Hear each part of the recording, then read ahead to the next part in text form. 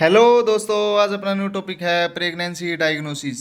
इसका मतलब क्या होता है कि हम पशुओं में कैसे पता लगा सकते हैं कि वो गर्भाशित है या नहीं है, प्रेग्नेंट है या नहीं है। Let's start the video with the new topic. इसमें पहला ही टाइप होता है एक्सटर्नल एग्जामिनेशन, बाहरी देख रखाव से। बाहर से कैसे देख के पता कर सकते हैं हम। इसके कई पहला टाइप होता है एब्डोमिनल पाल्पेशन। एब्डोमिन मतलब पेट को दबाकर। छोटे पशुओं में हम पेट को दबाकर महसूस कर सकते हैं कि वो प्रेग्नेंट है या नहीं है। छोटे पशु मतलब सीप और गोट्स में। दूसरा हो गया अडरटीज। कई बार उनके थन और थन का ऊपर वाला पार्ट क्या होता है, स्वेलिंग, उनमें सूजन आ जाती है, मतलब वे थोड़े फूल जाते हैं। किसमें, अगर वो एनिमल प्रेग्नेंट है तो। फिर होता है फीटल ब्लोटमेंट। फीटल ब्लोटमेंट क्या मतलब क्या होता है, जब बच्चा बड़े होने लगता है तो एब्डोमेन एरिया है जो होता है वो थोड़ा थोड़ा बड़ा होने लग जाता है, उसको कहते हैं फीटल ब्लोटमेंट।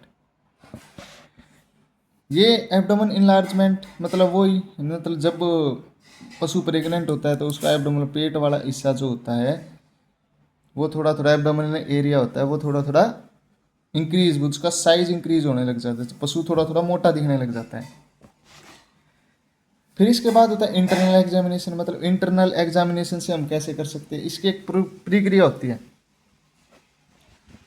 इसको इसमें आता है रेक्टल एग्जामिनेशन। हम रेक्टल एग्जामिनेशन से कर सकते हैं। सबसे पहले हमको क्या करना पड़ेगा, कोई भी लुब्रिकेशन अपने हाथ पे लगाना पड़ेगा। लुब्रिकेशन हाथ पे लगाने, लुब्रिकेशन लगा लो या सोप लगा लो, साबुन लगा लो, तो उसके हमने रेक्टम में हाथ डालना पड़ेगा।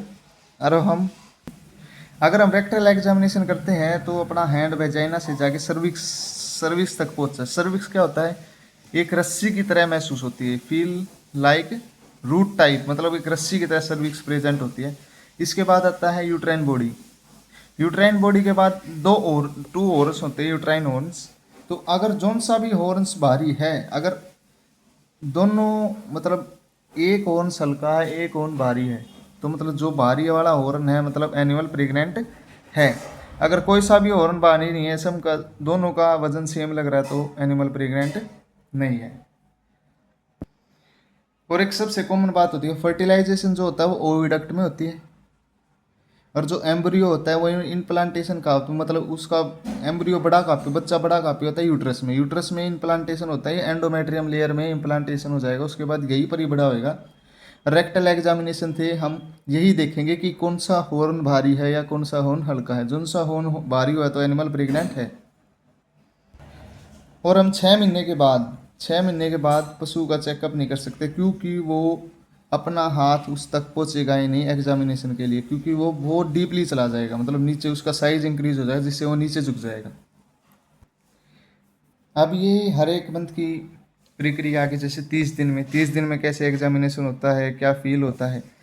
30 दिन में अगर हम रेक्टल एग्जामिनेशन करेंगे तो हमको एक पाउच की तरह मिलेगा, एक स्पेरिकल वेसल, जो एक पाउच मतलब एक एक हॉर्न एक लार्ज मिलेगा। वो हॉर्न में जैसे हम टच करेंगे तो वो पाउच मतलब जैसे पानी भरा हुआ उसमें, उसकी तरह दिखेगा। और जो कॉर्पस लूटियम है वो ओवरी के ऊपर फाउंड मिलेगा। कॉर्पस लूटियम अभी डिस्ट्रॉय नहीं हुआ, कॉर्पस लूटियम ओवरी के ऊपर मिलेगा हमको। फिर आता 45 डेज। 45 डेज में मैंने आपको बताया था, जैसे फर्टिलाइजेशन यहाँ होगी। अगर फर्टिलाइजेशन फिर ये एग कहाँ चला जाएगा, यूट्रस के ऊपर। यूट्रस देख, embryo attach to the uterus wall, uterus wall में अटैच हो जाएगा 38 डेज के अंदर। कहाँ पे, एंड्रोमेट्रियम, यूट्रस के एंड्रोमेट्रियम में एम्ब्रियो अटैच हो जाएगा, मतलब बच्चा बनना स्टार्ट हो जाएगा 45 डेज में। 45 दिन में बच्चे की शेप कैसे होगी, अंडे की शेप की तरह होगी, 1 से 1.5 इंच की मात्र।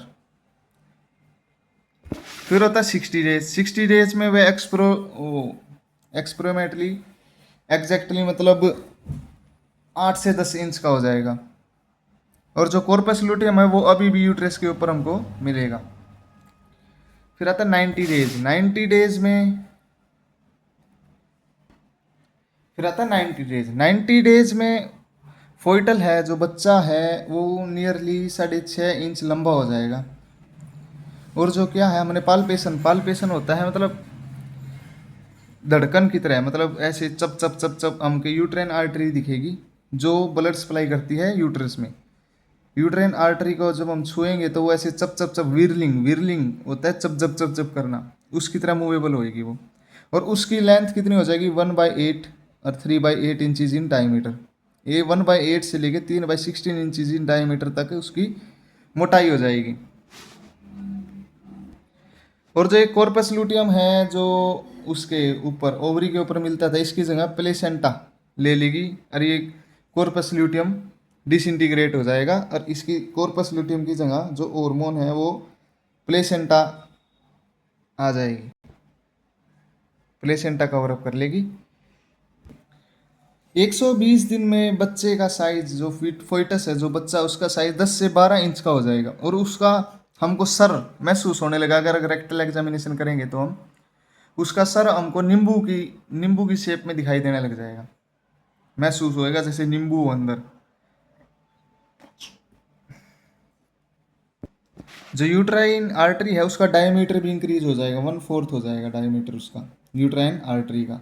ईच कोटिलेडन्स वह होता है, प्लेसेंटा होती है जो बच्चों को न्यूट्रिशन प्रोवाइड करती है। इसकी भी चौड़ाई 1 से 1.5 इंच हो जाएगी इन लेंथ, लंबाई इसकी 1 से 1.5 इंच। कोटिलेडन्स मतलब जो प्लेसेंटा होती है जो बच्चों को न्यूट्रिशन प्रोवाइड करती है, उसकी भी 1 से 1.5 इंच उसकी लेंथ हो जाएगी।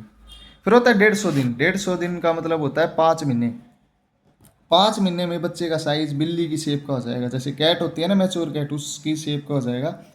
और जो यूट्राइन आर्टरी है जो यूट्रस में ब्लड सप्लाई करती है, उसका डायमीटर 1/4 से 3/8 इंच हो जाएगा डायमीटर में, 1/4 to 3/8 इंचज इन डायमीटर। जो palpation of fetus still may be difficult because of the low position.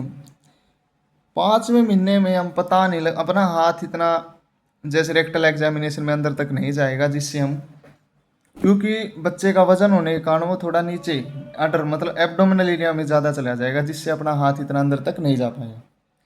फिर होता है 180 डेज। 180 डेज में तो हम एग्जामिनेशन कर नहीं सकते क्योंकि वो बिल्कुल नीचे उसका साइज इंक्रीज हो जाएगा, जिससे वो एब्डोमिनल एरिया में ज़्यादा नीचे तक चला जाएगा, जिससे अपना हाथ डीपली अंदर नहीं जा सकता। जो यूट्राइन आर्टरी है सबसे मेन होता है कि हर एक महीने में यूट्राइन आर्टरी का डायमीटर कितना इंक्रीज हुआ। इसका इंक्रीज 3/8 1/2 इंचज इन डायमीटर। इसमें कितना था 1/4 3/8, यहाँ पे 3/8 और यहाँ पे 1/2 हो गया। 7वें महीने में मतलब 6ठे महीने में उसके क्या हो जाएगा, पैर, नाक, आँख सभी चीज़ बननी स्टार्ट हो जाएगी। फिर होता है 7वां महीना।